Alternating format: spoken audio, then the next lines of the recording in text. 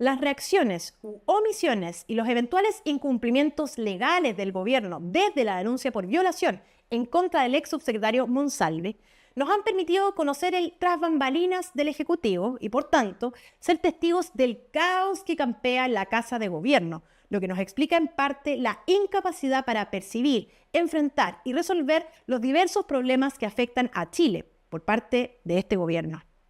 No obstante, tras varias semanas de crisis en la moneda, a mediados de la primera semana de noviembre nos enteramos que el presidente Boric decidió no concretar el esperado cambio de gabinete. Una decisión curiosa que constata o la tosudez del presidente o la indiferencia frente a una mayor dificultad para avanzar en los diversos proyectos de ley que esto representa.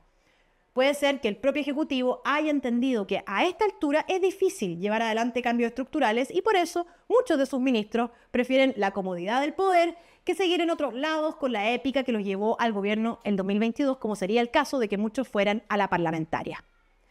La memoria es frágil, pero durante el segundo gobierno del presidente Piñera, varios ministros renunciaron a las pocas horas o días de haber asumido el cargo por verdaderos caprichos de la oposición de la época en comparación con la gravedad de las imputaciones que afectan hoy a la ministra Toá, aún en funciones.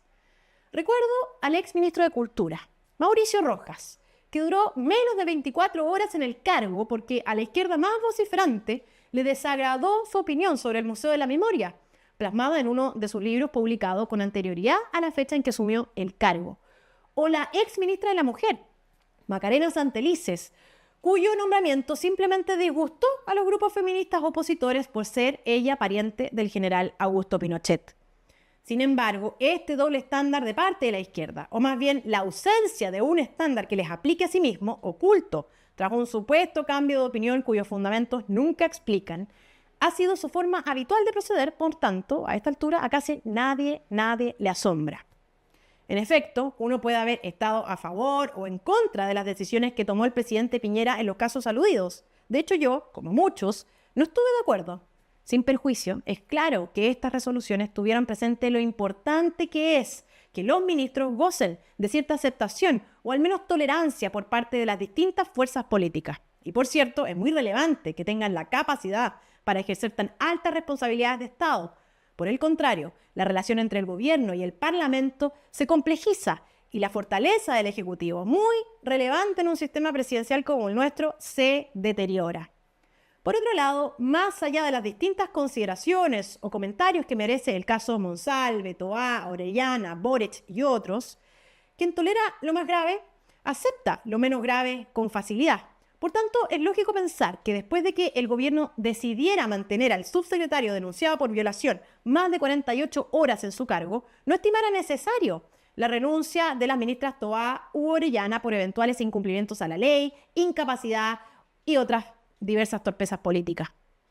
Por ello, el no cambio de gabinete me hizo recordar una de las opiniones políticas más habituales por estos días,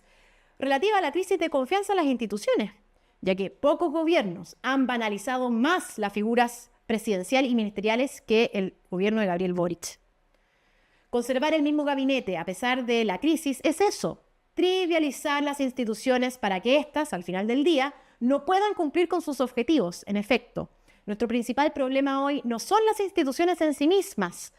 aunque por cierto todas ellas son perfectibles y se pueden adaptar o actualizar progresivamente, sino que la irresponsabilidad, poca seriedad y mediocridad de quienes nos gobiernan, ya que muchos han abusado, robado y contribuido a reventar el Estado para su beneficio, en perjuicio de los chilenos comunes y corrientes.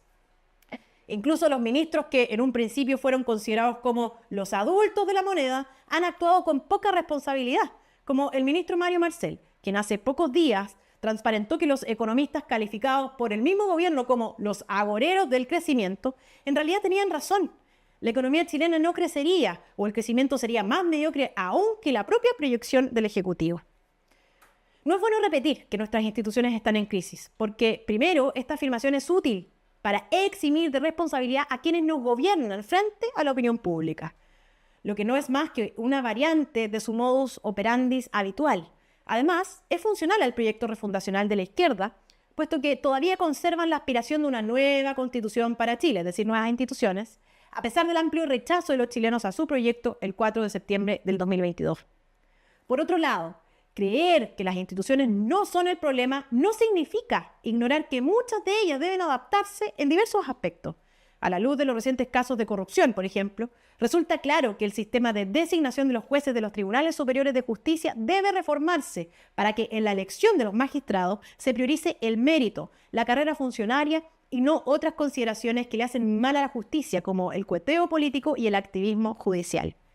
Nuestras instituciones son resultado de los aciertos y errores de quienes nos antecedieron, de la historia, y han permitido el progreso de Chile durante décadas. No aceptemos irreflexivamente el discurso que las responsabiliza por el estancamiento y la mediocridad que afecta temporalmente a nuestro país. Debemos estar conscientes de que es necesario cambiar el rumbo. Para eso, una sustitución actual del núcleo de gobierno es un buen punto de partida. Opinión en Bio Bio.